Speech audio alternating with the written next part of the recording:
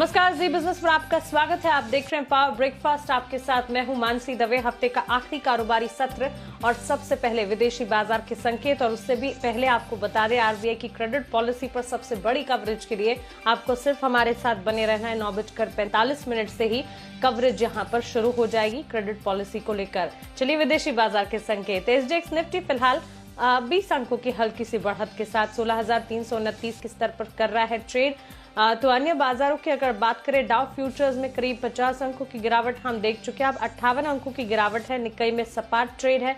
अमेरिकी बाजार में शानदार तेजी के साथ कल हमने क्लोजिंग देखी 270 अंकों की तेजी के साथ। दिन की ऊंचाई पर डाउ बंद होने में कामयाब रहा। नैस्डैक एसएनपी नए रिकॉर्ड्स के साथ बंद होते हुए दिखे। तो अमेरिकी बाजारों ने काफी शानदार ट्रेड किया। एशियाई बाजार की शुरुआत ही अभी हुई है।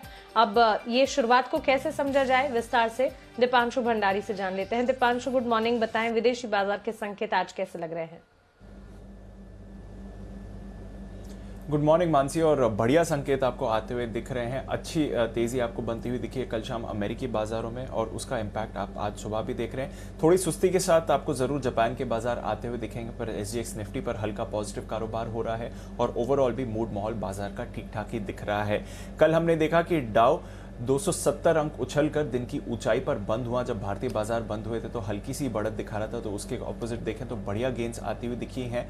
और अगर आप देखें तो परसों 350 अंकों की गिरावट हुई थी, तो कल लगभग जितनी गिरावट परसों हुई थी वो रिक्लेम कर ली डाउ ने। इसके साथ ही एसएनपी 500, नैस्डैक दोनों पर नए रिकॉर्ड्स बनते हुए दिखे हैं, और ब्रॉडर मार्केट्स ने आउट परफॉर्म किया है, जहां पर हमने देखा कि रसल 2000 उनका स्मॉल कैप इंडेक्स 1.8% उछलकर बंद हुआ। बॉन्ड यील्ड भी थोड़ी स्टेबल हुई है, 1.13% तक गिर गई थी इंट्राडे में परसों, पर हमने देखा कि कल करीब 1.22 के करीब आकर बंद हुई है।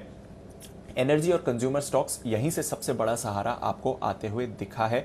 यूएस में 1 लाख करोड़ का जो इंफ्रा स्टिमुलस पैकेज है उस पर चर्चा चल रही है, और जानकारों का मानना है कि जल्द ही इस पर फाइनल डील आती हुई आपको दिख सकती है। तो ये एक फैक्टर है जहां पर सबकी नजर बनी हुई है, और साथ ही इकोनॉमिक डेटा पर नजर बनी हुई है। एक तो जो साप्ताहिक बेरोजगारी के दावे आए वो अनुमान मुताबिक आए, तो वहां से थोड़ी पॉजिटिविटी बढ़ी है। एंड मोर इंपॉर्टेंटली आज जुलाई महीने का जॉब्स डेटा आने वाला है, जिस पर सबकी नजर है। अनुमान करीब 8.5 लाख का लगाया जा रहा है, हालांकि काफी बड़ी रेंज है।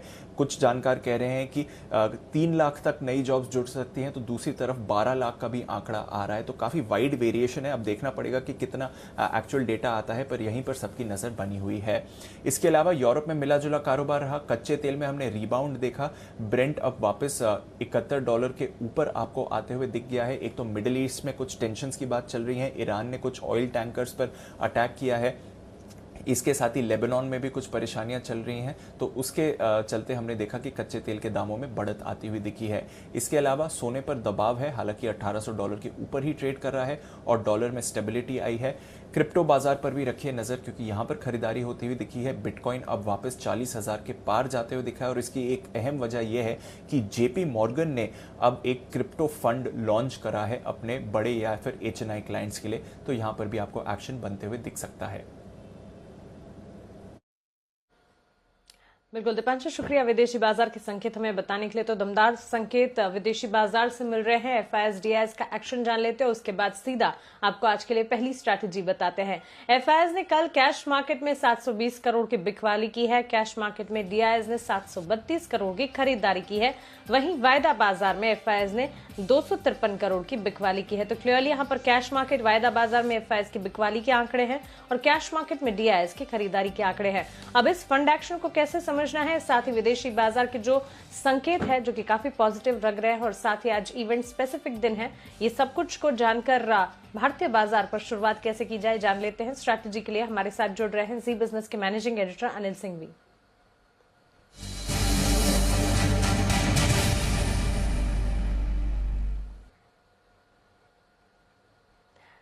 Anil sir, good morning. एक तो इवेंट स्पेसिफिक दिन, आरबीआई की क्रेडिट पॉलिसी है, साथ ही विदेशी बाजार से दमदार संकेत है। ऑफ कोर्स एफआईएस का एक्शन एक बार आपसे जरूर समझना चाहेंगे। इन संकेतों को कैसे समझे, और आज के लिए फिर पहली रणनीति क्या होनी चाहिए? Good morning Mansi. देखिए, संकेत अच्छे हैं। अमेरिकी बाजारों ने फिर से रिकॉर्ड बनाया है। सबसे बढ़िया बात है कि ऐसा कम देखने को मिलता है कि अमेरिकी बाजारों में तीनों ही इंडेक्स जिनकी ऊंचाइयों पर बंद हो और जो उनका स्मॉल कैप इंडेक्स है रसेल 2000 वो भी 1.5% की दमदार मजबूती के साथ बंद हुआ। तो यानी कि अमेरिकी बाजारों में परसों की गिरावट के बाद कल चौतरफा तेजी आती हुई दिखी है और ब्रॉडर मार्केट बहुत ही मजबूती के साथ बंद हुए हैं। नेस्डेक और एसएसपी तो रिकॉर्ड हाइज पर बंद हुए हैं, इसमें कोई डाउट नहीं। तो बहुत अच्छे संकेत वहां से हैं। अब भारतीय बाजारों का जहां तक सवाल है, हमारे संकेत थोड़े से मिले जुले हैं 2 वजह से। पहला तो ये कि कल तक हमें एक्सपायरी की वजह से, वीकली एक्सपायरी की वजह से काफी कुछ सपोर्ट शॉर्ट कवरिंग का था। तो अब शॉर्ट कवरिंग नहीं है, अब फ्रेश खरीदारी जो होगी उसके दम पर बाजारों को आगे बढ़ना पड़ेगा क्योंकि पोजीशंस थोड़ी कम हो चुकी है शॉर्ट साइड पर। दूसरा, एफआई की तरफ से अच्छी खरीदारी के आंकड़े आए थे 3 दिनों से, कल हल्की फुल्की बिकवाली होती हुई दिखी है। हालांकि घरेलू फंड से फिर से खरीदारी करना शुरू किया। कल कुछ एसबीआई लाइफ की बड़ी ब्लॉक डील भी थी, तो शायद थोड़ा बहुत एडजस्टमेंट उसका भी होगा। तो ओवरऑल उस लिहाज से संकेत हल्के से मिले जुले हैं। मुझे लगता है कि लोअर लेवल पर बाजार सपोर्ट लेने की कोशिश करेगा और ये जो सबसे बढ़िया रेंज सपोर्ट की है वो 16,125 से 16,200 की निकल कर आ रही है। इससे ज्यादा की रिस्क है नहीं बाजार में इस वक्त इंट्राडे के लिहाज से। 16,125, 16,200 स्ट्रॉन्ग सपोर्ट का काम करेगा। ऊपरी स्तरों पर 16,350, 16,425 ये एक रेंज है, यहाँ तक जाने की कोशिश होगी और उसके बाद 16,500 तक का रास्ता खुलता हुआ दिख सकता है। तो ये लेवल्स हैं जिन पर आपको रखनी चाहिए नजर। बैंक निफ्टी का जहाँ तक सवाल है, कल हल्की फुल्की कमजोरी बैंक निफ्टी में दिखी है, निफ्टी के मुकाबले में थोड़ा कम मजबूत नजर आया। सपोर्ट रेंज के आसपास पहुंचा है बैंक निफ्टी भी, 35,400, 35,600 बहुत ही मजबूत सपोर्ट है, आसानी से नहीं टूटने वाला है। और ऊपरी स्तरों से 36,000, 36,200 पिछले 2 दिनों से हम इस रेंज में जाकर थोड़ा सा रुक रहे हैं। उम्मीद करें कि इस रेंज को पार करने के बाद बड़ी तेजी बनेगी। तो ओवरऑल संकेत अच्छे हैं। शुरुआत हो, कमजोर शुरुआत हो तो खरीदारी करने के मौके बनेंगे और बहुत गैप से खुल जाए तो थोड़ा प्रॉफिट बुकिंग करके इंतजार करें वापस से लोअर लेवल पर एंट्री करने का। बाय ऑन डिप्स ये है आपके लिए स्ट्रेटेजी। बिल्कुल खरीदारी करनी चाहिए हर एक इंट्राडे में या फिर ओपनिंग पर अगर सुस्त या कमजोर शुरुआत हो तो। बिल्कुल अनिल सर, शुक्रिया ये स्ट्रैटेजी हमें बताने के लिए। 16,350 से 16,425 निफ्टी के लिए ऊपरी रेंज का काम करेंगे। साथ ही 16,125 से 16,200 इस दायरे को आप मजबूत सपोर्ट के तौर पर निफ्टी के लिए मानकर चल सकते हैं। बैंक निफ्टी 35,400 से 35,600 इस दायरे को मजबूत सपोर्ट के तौर पर मानकर चले। 36,000 से लेकर 36,200 ये होगी बैंक निफ्टी के लिए ऊपरी रेंज। चलिए, ये तो पहली स्ट्रैटेजी हमने आपको बता दी, एफआईएसडीएस का एक्शन और साथ ही विदेशी बाजार के संकेत आपने समझे। लेकिन खबरों वाले शेयर्स, साथ ही कल बाजार बंद होने के बाद कौन से नतीजे आए और आज के लिए इंपॉर्टेंट ट्रिगर्स, अब ये सब जान लेते हैं वरुण दुबे से। Varun, good morning. कल बाजार बंद होने के बाद किन कंपनियों के नंबर्स आए? Good morning Mansi. तो सबसे इंपॉर्टेंट नंबर कल सिप्ला का था। नंबर्स अच्छे हैं, काफ़ी स्ट्रांग है। रेवेन्यूज 5,500 करोड़ पे आए, हमारा अनुमान इससे कम का था। मार्जिन्स तो हमने सोचा था गिरेंगे, जबकि मार्जिन्स बढ़ गए हैं। 24.1% से बढ़ के 24.5% पे आए हैं। 22% का हमारा अनुमान था और 715 करोड़ पे कंपनी का मुनाफा आया है, जो कि अनुमान से काफ़ी बेहतर है। तो यहाँ पे आपकी नजर होनी चाहिए। गुजरात गैस बहुत ही जोरदार नंबर्स है। रेवेन्यूज जरूर गिरे हैं लेकिन मार्जिन देखिए 16% से बढ़ के 24%। मुनाफा जो है 36% बढ़ा है, 476 करोड़ पे आया है। तो यहाँ भी दमदार नतीजे। टाटा केमिकल्स, यहाँ भी नतीजे अनुमान से बेहतर है। खासकर सेल्स जो है करीब 27% बढ़ी है। मार्जिन 15% से बढ़ के 20%। मुनाफे में भी अच्छी खासी बढ़ोतरी हुई है, 288 करोड़ पे आया है। Indiabulls housing finance total income 10% गिरी है। एनआईआई जो है उसमें भी करीब 4.7% के आसपास की बढ़ोतरी हुई है। मुनाफा जो है 3.3% बढ़ा है, 282 करोड़ पे आया है। क्वेस्ट कॉर्प नतीजे अच्छे हैं, रेवेन्यूज बढ़े हैं 24%, हालांकि मार्जिन्स गिरे हैं 5.36% से 4.9%। मुनाफा जो है 29% बढ़ा है, 47 करोड़ पे आया है। एनसीसी नतीजे बेहतरीन है, सेल्स 59% बढ़ी है, मार्जिन 9.6% से बढ़ के 10%। मुनाफा जो है 16 करोड़ से बढ़ के 50 करोड़। ब्रिगेड एंटरप्राइजेस यहाँ भी स्ट्रॉन्ग नंबर्स है, प्रॉफिट को छोड़ दे अगर आप तो सेल्स 86% बढ़ी है। मार्जिन्स देखिए 23% से बढ़ के 29% पे आए हैं। हालांकि घाटा किया है कंपनी ने 40 करोड़ का, लेकिन घाटा जो है कम हुआ है, 53 करोड़ से कम होकर 40 करोड़। और आदित्य बिरला कैपिटल दमदार नतीजे यहाँ भी है। एनआईआई जो है 31% बढ़ा है, मुनाफा 52% बढ़ा है, 198 करोड़ से बढ़ के अब ये 302 करोड़ पे आया है। तो यहाँ पे भी आपको नजर रखनी है। जी बिल्कुल वरुण, साथ ही आज के लिए खबरों वाले शेयर्स और इंपॉर्टेंट ट्रिगर्स कौन से होंगे फिर? देखिए ट्रिगर्स में तो निफ्टी की 2 कंपनियां एमएनएम और हिंडाल्को और एफएनओ की 18 कंपनियां जो कि अपने नतीजे घोषित करेगी। तो टोटल 20 ऐसी कंपनीज है जिस पे आपकी खास नजर होनी चाहिए जो अपने नतीजे घोषित करेगी। एफएनओ में Strides, Alkem, Aarti Industries, AU Small Finance, SAIL, ये सब कंपनीज अपने नतीजे घोषित करेगी। ग्लेनमार्क लाइफ साइंसेज की लिस्टिंग आज होने वाली है। इशू प्राइस 720 रुपये का है। इसके अलावा all cargo logistics voluntary delisting पे बोर्ड की बैठक है। एपीएल अपोलो नतीजों के साथ बोनस इशू पे विचार करने वाले और आर सिस्टम नतीजों के साथ साथ बायबैक पे विचार करने वाले हैं। इसके अलावा बैंक निफ्टी की रीबैलेंसिंग होने वाली है, तो कई स्टॉक्स के वेटेज जो है उसमें बदलाव होने वाले हैं। एक्स डिविडेंड जुबिडेंड फूड का है। आईपीओज में अगर आप देखेंगे तो सब्सक्रिप्शन डेटा विंडलास बायोटेक यहाँ पे दूसरे दिन 7.06% सब्सक्राइब हुआ है। एक्सारोटाइज 10.4%, कृष्णा डायग्नोस्टिक 5.4% और देवयानी 6.7% भरा है। वोडाफोन और वेदांता जैसे स्टॉक्स में नजर रखिएगा, क्योंकि टैक्स विवाद को खत्म करने के लिए सरकार का बड़ा फैसला आया है। पुरानी तारीख से कैपिटल गेन टैक्स जो है उसकी वसूली नियम जो है उसको खत्म किया गया है, तो इसका फायदा मिलेगा। इसके अलावा वोडाफोन मामले में सरकार की कोई ज़्यादा देनदारी नहीं है। केन मामले में सरकार को 120 करोड़ डॉलर के आसपास की वापस करना पड़ेगा। तो ये कुछ अपडेट्स है। मारुति के प्रोडक्शन नंबर जुलाई में कुल उत्पादन 1.07 से बढ़ के 1.7 लाख आया है, 58% बढ़ा है साल दर साल। और बल्क डील में एसबीआई लाइफ में सीए एमरेल इन्वेस्टमेंट यानी कि कालाइल ने कल आपको पता है 1.9 करोड़ शेयर बेचे हैं, लेकिन Max Life, Kotak, Morgan Stanley, Mirae, Nippon, BNP Paribas से तमाम वो बड़े निवेशक है जिन्होंने यहाँ खरीदारी की है। बिल्कुल वरुण, शुक्रिया खबरों वाले शेयर्स और साथ ही नतीजे और ट्रिगर्स हमें बताने के लिए। लेकिन आज आरबीआई की क्रेडिट पॉलिसी आएगी, पॉलिसी में क्या होगा अहम, एक्सपर्ट्स का क्या है मानना, बताने के लिए हमारे साथ देवांशी अशरफ जुड़ गई हैं। Devanshi, good morning. बताएं क्रेडिट पॉलिसी को लेकर जानकारों का क्या मानना है?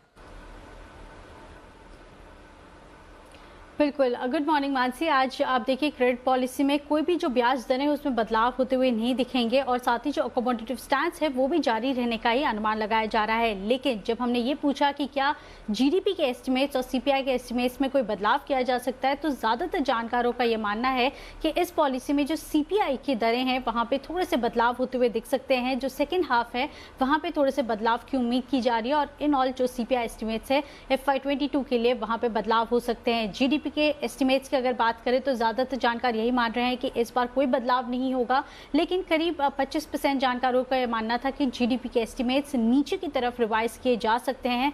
फिलहाल 9.5% के आसपास है, वहां से घटाकर 9 to 9.5% की रेंज में जीडीपी एस्टिमेट्स आते हुए दिख सकते हैं। तो हल्की डाउनवर्ड रिविजन्स की संभावना यहाँ पे बनती हुई दिख रही है। इसके साथ ही इस बार की जो पॉलिसी है वो स्टेटस क्यू ही होती हुई दिखेगी, लेकिन दो चीज़ें अहम है। सबसे पहले इन्फ्लेशन पर क्या कमेंट्री आती हुई दिख रही है और साथ ही जो एक्सेस लिक्विडिटी फिलहाल मार्केट में बनती हुई दिख रही है, तो लिक्विडिटी नॉर्मलाइजेशन की तरफ किस तरह से अब कमेंट्री आती हुई दिख रही है, कब तक आरबीआई इस पे इंडिकेशन देती है, इस पर इम्पोर्टेंट रहेगा देखना। थर्ड वेव ऑफ कोविड कितनी प्रिपेयर्ड है बाजार, इस पर भी नजर रहेगी और साथ ही कितनी अनिश्चितता बनती हुई दिख रही है, क्या चैलेंजेस है, इन सब पर नजर रहेगी। लेकिन फिलहाल आज की जो पॉलिसी उसमें दरों में कोई बदलाव होता हुआ नहीं दिखेगा, कमेंट्री सबसे अहम होगी।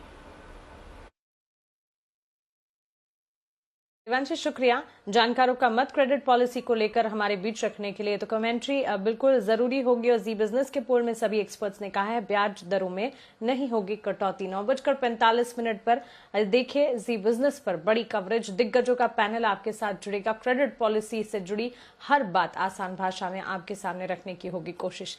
चलिए आगे बढ़ते हैं और जी बिजनेस के खास शो बाजार आज और कल में एचडीएफसी सिक्योरिटीज के वीके शर्मा ने ऑप्शन की जो दमदार रणनीति सुझाई है वो आपको बताते हैं। आज के जो दो ऑप्शंस में दे रहा हूँ वो JSW को रिपीट कर रहा हूँ, लेकिन यहाँ पे ध्यान रखिए 770 की कॉल लेने के लिए सलाह दे रहा हूँ। 28 रुपए पे मिलेगी। 20 रुपए का टाइट स्टॉप लॉस रखें और 40 रुपए का अनुमान रखें कि वहाँ पे आपको मिल जाएगा। और सीमेंट मतलब वो टारगेट मिलेगा आपको 40 का, और सीमेंट के अंदर 2600 की कॉल लें 70 रुपए पे, स्टॉप लॉस 50 रुपए का, टारगेट इसमें 98 रुपए का है।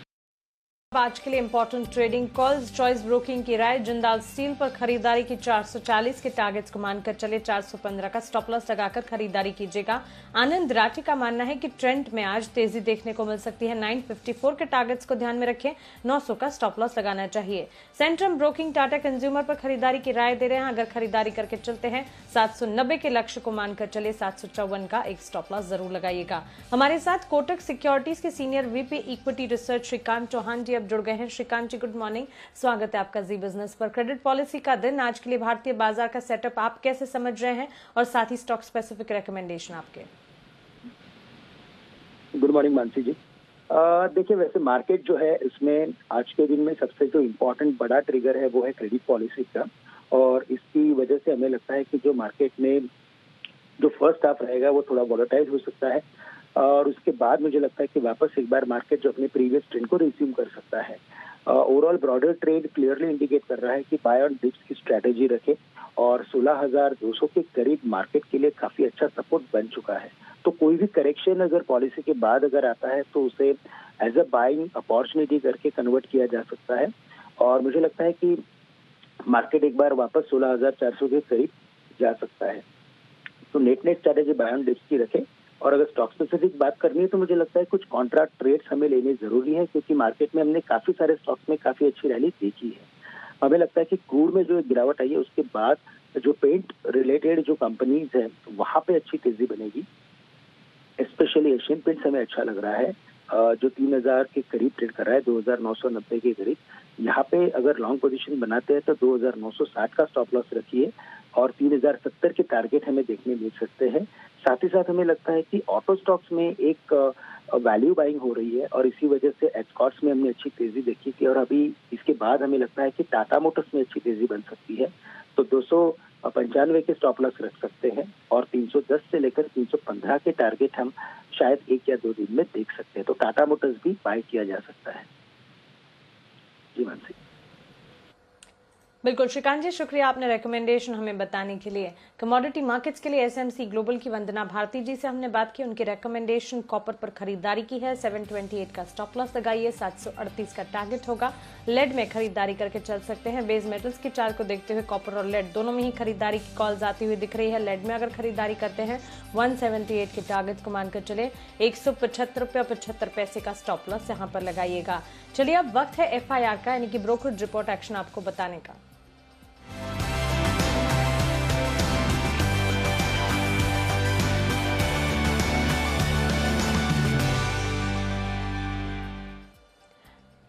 गुड मॉर्निंग आशीष, बताएं कौन सी रिपोर्ट्स है?